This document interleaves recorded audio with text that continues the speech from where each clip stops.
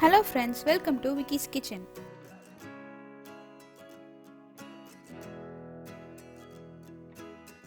இன்னும் நீங்க என் சேனலுக்கு சப்ஸ்கிரைப் பண்ணலனா மறக்காம சப்ஸ்கிரைப் பண்ணிடுங்க. பக்கத்துல இருக்க பெல் ஐகானை கிளிக் பண்ண மறந்துடாதீங்க. இன்னைக்கு நம்ம பலாப்பழ பாயாசம் எப்படி செய்யறதுன்னு பார்க்கலாம் வாங்க.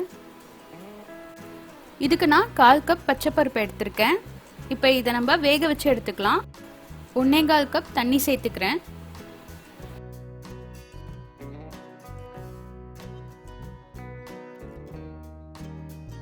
இப்போ இத மூடி வச்சிருங்க. 5 விசில் வரட்டும். எனக்கு வந்து பாசிப்பருப்போட சேர்த்து கடிச்சு சாப்பிடுறது ரொம்ப பிடிக்கும். அதனால நான் ரொம்ப மேஷ் பண்ணல. உங்களுக்கு அது மாதிரி பிடிக்காதுன்னா நீங்க பாயில் பண்ணி எடுத்ததுமே ஒரு மேஷரால நல்லா மேஷ் பண்ணிக்கோங்க. 15 போல பலாசொலை எடுத்துர்க்கேன். கொட்டை எடுத்துட்டு நல்லா ஸ்மூதா அரைச்சு எடுத்துக்கலாம். ஒரு பேன்ல 3 டேபிள் ஸ்பூன் நெய் சேர்த்துக்கிறேன். 15 போல முந்திரி பொடி பொடியா கட் பண்ணி வச்சிருக்கேன். இது நல்லா கோல்டன் ப்ரௌன் ஆகுற வரைக்கும் வதக்கி எடுத்துக்கலாம். 12 போல காஞ்ச திராட்சை, இதுவும் உப்பி வர வரைக்கும் வதக்கிக்கலாம்.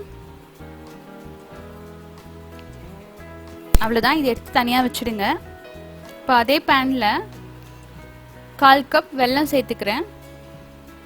1 டேபிள் ஸ்பூன் தண்ணி.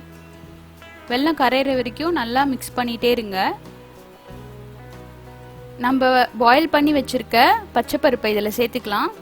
அப்புறம் பலாப்பழம் பியூரி அதையும் உள்ள சேர்த்துக்கலாம். இப்போ இதை நல்லா நசுக்கி விட்டுக்கோங்க. 1 கப் தேங்காய் பால், 1 பிஞ்ச் ஏலக்காய் தூள். இப்போ இதை நல்லா மிக்ஸ் பண்ணிக்கோங்க. இது ஒரு 2 நிமிஷம் கொதிக்க விட்டுருங்க. தேங்காய் பால் சேர்த்து ரொம்ப நேரம் கொதிக்க விடக்கூடாது. இப்போ நம்ம வதக்கி வச்சிருக்க முந்திரி திராட்சை இதில் சேர்த்துடலாம். நல்லா மிக்ஸ் பண்ணிக்கோங்க.